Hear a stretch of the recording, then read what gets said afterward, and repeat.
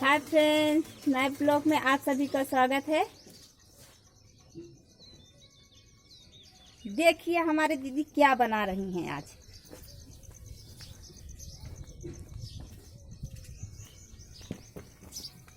दीदी क्या बनावत है?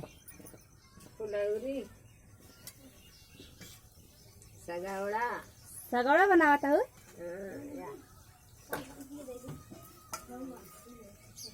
अरे छनते ही हूँ का? छान ला तब जवन है, जब बन जाए तो बताऊ ते ना। जिसको जिसको सगौड़ा पसंद है भैया आए, हमारी दीदी बहुत मस्त सगौड़ा बनाती हैं। बनावत हो नहीं दीदी? हाँ बनाए, सब लोग आवे। टाटा कर दीदी तो हाय बोल, हाय बाय बाय।